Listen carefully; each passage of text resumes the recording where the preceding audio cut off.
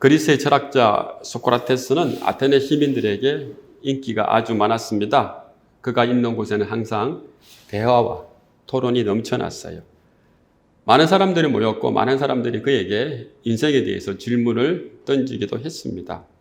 소크라테스는 많은 사람들을 만나면서 특별히 독단에 빠진 자신의 모습을 많이 돌아보게 했어요. 많은 시민들이 소크라테스를 좋아했고 소크라테스와 대화하면서 자신을 돌아볼 수 있는 그런 깨달음을 가지기도 했습니다. 특히 젊은 사람들이 좋아했어요. 이 젊은 사람들이 소크라테스를 스승으로 섬기면서 귀하게 생각했습니다.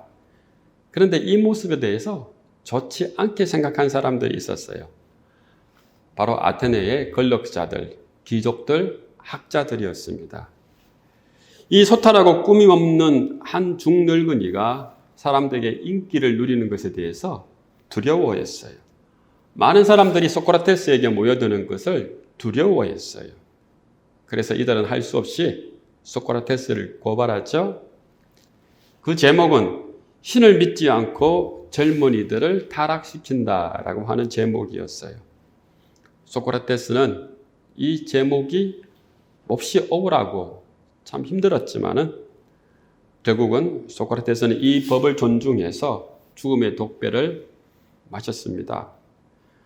예수님께서 예루살렘 성전에서 말씀을 선포하시고 하나님의 나라를 설파하실 때도 그랬습니다. 많은 사람들이 예수님을 좋아했고 예수님 주위에 모여들었습니다. 그리고 예수님의 그 주옥 같은 말씀에 많은 사람들이 그 마음에 감동이 있었어요. 요한복음 8장 1절과 2절의 말씀이죠. 주보에 나와 있습니다. 한 목소리로 읽어보겠습니다. 예수는 감난산으로 가시니라. 아침에 다시 성전으로 들어오시니 백성이 다 나와오는지라 앉으사 그들을 가르치시더니 예수님 당시 예루살렘 성전은 그 뜰은 한 3만 평 정도 됐습니다. 넓은 땅이죠. 중간에 지성소가 있고 둘레에는 솔로몬 행각이라고 불리는 주랑이 있었습니다. 이 주랑은 긴 기둥을 말하죠. 벽이 없는 긴 기둥들이 넓은 광장의 가장자리를 둘러싸고 있었습니다. 예수님께서는 초막절에 많은 사람들이 모이자 이곳에 와서 설교를 했어요. 하나님에 대해서 말씀도 하시고 하나님의 나라에 대한 말씀도 선포를 하셨습니다. 넓은 광장의 한편에서 설교하시기도 하고 주랑 주변에 앉거나 서서 말씀을 하실 때도 있습니다. 밤이 되면 감난산에서 지내시고 아침에 간단히 낀 일을 해결하시고 다시 예루살렘 성전으로 올라오셨습니다. 많은 사람들이 모이기 시작했습니다. 2절 말씀에 백성이 다 나와오는지라 라고 그렇게 말씀하고 있어요. 성전 당국자들과 바리새인들을 제외하고 성전에 예배드리러 온 초막절 명절을 지키러 온 많은 사람들이 지금 예수님 주위에 몰려들기 시작하는 겁니다. 예수님 말씀에 더 감동이 되어지고 예수님 말씀에 자신을 돌아보는 그런 기회가 되었고 예수님 말씀에 하나님의 나라와 하나님의 의에 대해서 깊이 알게 되었던 것입니다. 우리가 지난번에도 보았지만은 예수님 주위에 사람들이 모여들자 늘 이것을 꼽지 않는 시선으로 보는 사람들이 많이 있었습니다. 오늘도 역시 바리새인과 대제사장과 그리고 로마의 행정을 대응하는 바로 당국자들이었습니다. 이들은 힘이 있었고 능력이 있었고 그리고 또 많은 백성들에게 영향력을 행사할 수 있는 그런 중요한 사람들이었어요. 권위가 있었습니다. 그래서 항상 그 권위에 대해서 소중하게 생각했던 거예요. 이 사람들이 예수님을 어떻게 봤겠습니까? 좋게 봤을까요? 나쁘게 봤을까요? 이 사람들이 예수님을 아주 우습게 봤던 거죠. 저 시골 나사렛에서 올라온 청년 하나가 많은 사람들에게 하나님의 나라에 대해서 이야기하니까 많은 사람들이 거기에 대해서 감동하는 것을 보고 한편으로는 마음에 두렵게 생각했지만은 한편으로는 우습게 생각했습니다. 그리고 나중에는 어떤 제목으로든 예수님을 잡아들이고 싶었던 거예요. 그런데 많은 백성들이 예수님 주위에 모여들었고 예수님께 감동을 받고 있었고 그리고 예수님을 좋아하고 있었기 때문에 예수님에 대해서 함부로 어떤 조치도 취할 수 없었던 것이죠. 그날도 예수님은 성전 주랑에서 많은 사람들에게 둘러싸여서 말씀을 전하셨습니다. 사람들은 진지하게 말씀을 들었고 예수님의 말씀에 대해서 감동을 했습니다. 그런데 이날 특별히 한 사건이 일어납니다. 모든 분위기를 다 깨는 그런 사건이 일어나는 거예요. 그게 바로 어떤 사건입니까? 오늘 본문에서 가늠한 여인이 잡혀서 끌려온 거예요. 바리새인들은 예수님과 청중 간에 집중되어 있는 대화의 흐름을 깨고서 여인을 데리고 왔어요. 이 여인은 가늠하다가 잡힌 여인입니다. 요한복음 8장 3절과 6절의 말씀이죠. 다 같이 읽어보겠습니다. 서기관들과 바리새인들이 음행 중에 잡힌 여자를 끌고 와서 가운데 세우고 예수께 말하되 선생이여 이 여자가 가늠하다가 현장에서 잡혔나이다.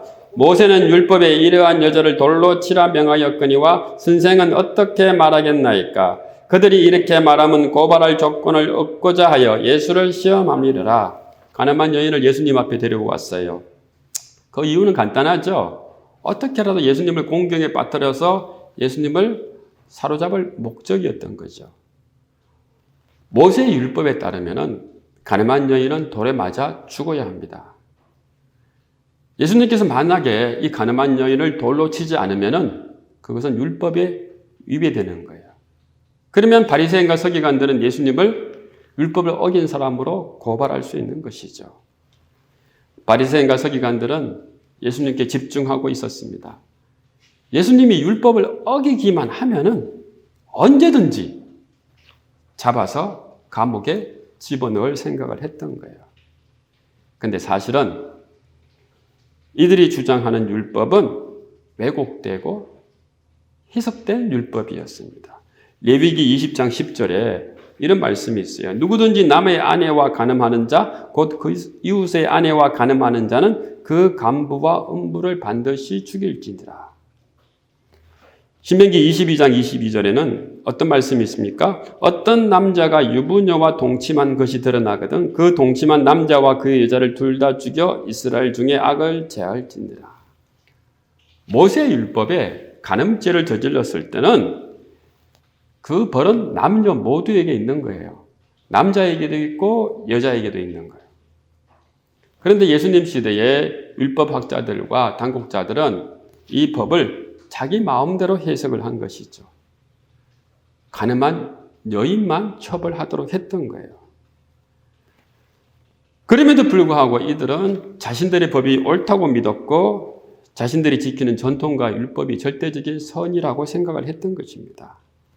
자신들이 정한 법에 어긋나면 그것은 엄청난 죄가 되었어요. 분명히 모세의 율법에는 남녀 모두 처벌하라고 했지만은 예수님 당시에 바리새인과 서기관들이 만들어 놓은 그 율법에는 남자는 쏙 빠지고 여자만 처벌했던 것이죠. 여자는 당연히 돌에 맞아 죽어야 되고 여자는 당연히 처벌을 받아야 된다고 생각을 했던 거예요. 바리새인과 서기관들은 현장에서 가늠한 여인을 잡아다가 예수님께 직접 끌고 왔어요. 그리고 예수님께 물었습니다. 이 여인을 어떻게 해야 될까요? 바리새인과 서기관들은 마음속으로 조마조마했습니다. 예수님이 과연 어떤 결정을 내릴까? 잘못 판단해서 혹시 잡혀가지는 않을까? 조마조마하게 이 광경을 지켜보았던 거예요. 그런데 예수님이 어떻게 행동을 했습니까? 여러분이라면 어떻게 행동할 것 같아요? 가늠한 여인에게 돌을 던질 것 같아요? 돌을 던지지 않을 것 같아요? 많은 사람들은 가늠한 여인이 돌에 맞아 죽을 거라고 생각을 했습니다. 그러나 예수님의 정의는 그게 아니었어요. 정의란 무엇인가를 저술했던 마이클 샌더스 교수가 최근에 공정하다는 착각이라는 책을 저술을 했습니다. 이 책에 의하면 미국 사회의 발전 과정에서 초기 경제 공동체는 능력에 따른 배분이 공정할 수 있었다고 이야기합니다.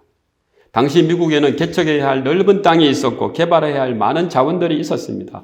누구든지 노력만 하면은 자신의 능력에 따라 보상받을 수 있는 공정한 사회였어요. 그러나 미국이 산업화가 되어지고 점점 잘 살게 됨으로써 이 공정이 깨졌습니다. 어떻게 깨졌을까요? 힘있고 능력 있는 곳으로 부가 한 곳에 몰리게 되었다는 거죠. 그래서 능력에 따른 그 배분이 제대로 이루어지지 않았어요. 오히려 능력에 따른 그 배분이 공정을 해치는 그런 결과가 나오게 되었던 거죠. 여러분, 공정과 정의란 말은 절대적인 말이 아닙니다. 시대와 상황에 따라서 언제든지 다르게 해석될 수 있는 여지가 다분히 있는 거예요. 어떤 사람에게는 이 법이 공정하지만 어떤 사람에게는 그 법이 공정하지 않을 수도 있는 거예요. 예수님 당시 가늠한 여인이 돌에 맞는 처벌은 바리새인들에게 공정한 율법이었습니다. 바리새인들에게는 가늠한 여인은 반드시 돌로 쳐야 한다는 것이 정이었어요. 그러나 여자의 입장에서는 그게 공정했겠어요? 정의로웠겠어요? 그렇지 않죠. 원래 내역이 율법 정신에는 공정은 남녀 모두가 그 처벌을 받는 겁니다. 그런데 남자는 쏙 빼고 가늠한 여인만 현장에 데리고 갔어요. 누구의 공정입니까? 바리새인의 공정이고 서기관의 공정이고 힘 있는 사람들의 공정인 겁니다. 힘이 없고 약한 사람들에게서 이 공정은 잘못된 공정이고 차별한 공정인 것이죠. 약자인 여성에게만 엄격하게 적용된 공정이라고 하는 것입니다. 깨진 공정이죠. 이런 공정으로는 온전한 처벌이 될 수가 없는 거예요. 바리새인들은 이 공정이 깨졌다고 하는 것을 잘 몰랐어요. 왜? 자신들이 주장하는 그 정의만 옳다고 생각했기 때문에 그런 거예요. 자신들이 주장한 그 공정만 옳다고 생각했기 때문에 그런 거예요. 예수님께서 이 모습을 어떻게 보았을까요? 예수님의 정의는 무엇이고 예수님의 공정은 과연 무엇입니까? 바리새인과 서기관들은 예수님을 당연히 궁지에 몰아넣을 수 있을 거라고 생각했습니다. 만약에 예수님이 이 여자를 돌로 치라는 결정을 내리지 않을 경우에 언제든지 예수님을 잡아갈 준비를 하고 있었던 거예요. 그들은 예수님을 재촉해서 빨리 결정을 내리라고 다그쳤습니다. 빨리 정의를 세우라고 다그쳤어요. 빨리 공정을 세우라고 다그쳤습니다. 그러나 우리 예수님, 바리새인의 그 공정과 정의에 손을 들어줬을까요? 그렇지 않아요. 요한복음 8장 6절의 말씀이죠. 다 같이 한번 읽어보겠습니다. 그들이 이렇게 말하면 고발할 조건을 얻고자 하여 예수를 시험함이르라. 예수께서 몸을 굽히사 손가락으로 땅에 쓰시니 예수님께서는 그들이 원하는 그 공정과 정의에 답을 하지 않았습니다. 오히려 땅에 무언가를 쓰고 계셨어요. 바리새인과 서기관들은 예수님께서 어떤 결정을 내리기까지 잠시의 시간을 가질 수 있었습니다. 사태를 잠잠히 바라볼 수 있는 그런 시간을 가졌습니다. 예수님께서는 시간을 가졌습니다. 가늠한 여인과 예수님을 향한 모든 공격적인 본능을 잠시 멈추기를 기다리셨다는 거예요. 그래서 일부러 땅에다가 글씨를 쓰신 거예요. 모든 사람들의 그 마음들을 좀 잠재우고 생각할 수 있는 그런 여유를 주기 위해서 예수님은 땅에다가 글씨를 쓰셨습니다. 예수님의 글씨가 뭐였습니까? 요한복음 8장 7절과 8절의 말씀이죠. 다 같이 한번 읽어보겠습니다. 그들이 묻기를 맞이 아니하는지라 이에 일어나 이르시되 너희 중에 죄 없는 자가 먼저 돌로 치라 하시고 다시 몸을 굽혀 손가락으로 땅에 쓰시니 죄 없는 자가 먼저 돌로 치라라고 하는 거예요. 여러분, 가늠한 여인의 주변에 모인 사람들 중에서 죄 없는 자가 있을까요? 여인을 데리고 온 바리새인과 서기관들이 죄 없는 사람이었을까요? 그 가늠한 여인을 지켜보고 있는 많은 군중들 중에 죄 없는 사람들이 있었을까요? 여러분들은 어때요? 죄가 없습니까? 죄가 다 있죠. 가늠한 여인만을 처벌하는 그 시대에 남성들은 모두 간음죄를 지었지 않았을까요? 백성들은 다 알고 있었습니다. 종교 지도자들이 더 많은 죄악을 짓고 있다는 것을 알았습니다. 힘이 있는 자들이 더 많은 죄를 짓고 있다는 걸 알았어요. 오래 산 만큼 그 죄도 더 크고 엄청난 거예요. 사랑하는 성도 여러분, 죄 없는 사람은 아무도 없습니다. 누구나 그 마음 속에 그 죄의 흔적들을 다 가지고 있어요. 이 여인을 돌로 칠 만큼 순결한 사람은 예수님밖에 없을지도 모릅니다. 그럼에도 불구하고 이들은 가늠한 여인을 심판했던 거예요. 가늠한 여인을 돌로 죽이는 것이 당연하다고 생각했던 겁니다. 사랑하는 성도 여러분, 이들의 마음이 얼마나 왜곡되었습니까? 이들의 마음이 얼마나 이기적이고 독선에 가득 찼습니까? 자신들만 옳다는 겁니다. 자신들만이 공정이고 정의라고 하는 거예요. 그래서 예수님을 향해서 공격적인 마음이 가득했고 분노가 가득했던 것입니다. 근데 우리 예수님 이들에 대해서 일일이 다 반응하지 않으셨어요. 이들의 공격에 대해서 우리 예수님 여유를 가지시면서 땅에 어떤 글자를 쓰시면서 잠시 시간을 끌고 이들의 그 마음을 좀 누그러뜨렸던 것입니다. 죄 없는 자가 먼저 돌로 치라. 돌아볼 수밖에 없는 말씀이었습니다. 자신의 그 행위에 대해서 생각해 볼 수밖에 없는 그런 말씀이었어요. 죄 없는 자가 돌로 치라. 죄 없는 자가 과연 있었을까요? 죄 없는 자는 없었습니다. 자신들을 돌아볼 때 그 누구 모두 다 마음속에 그 죄가 다 하나씩 있는 거예요. 그래서 사람들은 하나 둘씩 사라지기 시작했던 겁니다. 요한복음 8장 9절의 말씀이죠. 다 같이 한번 읽어보겠습니다. 그들이 이 말씀을 듣고 양심의 가책을 느껴 어른으로 시작하여 젊은이까지 하나씩 나가고 오직 예수와 그 가운데 섰는 여자만 남았더라. 예수님은 어떤 장황한 설교를 하지 않았습니다. 침묵으로 손가락으로 땅에 쓰시면서 사람들이 자신의 행위를 돌아보게 하셨던 거죠. 자신의 마음을 돌아보게 했던 것이죠. 그리고 자신 안에 있는 그 내면의 소리를 돌아보게 했던 것입니다. 여러분, 세상에서 가장 힘든 일이 어떤 일인 줄 아십니까? 그 사람의 마음에 감동을 주는 일이에요. 그 사람이 자신의 행위를 돌아보게 하는 만큼 감동을 준다는 것이 참 어려운 일입니다. 우리는 대부분 모든 생각과 판단이 항상 다른 사람들을 향해 정해져 있습니다. 우리는 내 자신을 들여다보기보다는 다른 사람을 보는데 아주 익숙해져 있어요. 그리고 내 자신만 옳고 내 자신만 귀하다는 생각을 항상 하고 있습니다. 남을 판단합니다. 남을 비판합니다. 남을 뒷거를 찾아내려고 항상 노력합니다. 자신은 의롭고 다른 사람은 항상 죄가 있다는 거예요. 그럼으로써 자신의 존재감을 더 부각시키려고 하는 그런 모습이 항상 우리에게 있는 것이에요. 그게 바로 우리의 죄성이라고 하는 것입니다. 사랑하는 성도 여러분, 사람은 누구나 다 자기들만의 입장과 그 처지가 있고 자기가 가지고 있는 그런 원칙이 있는 거예요.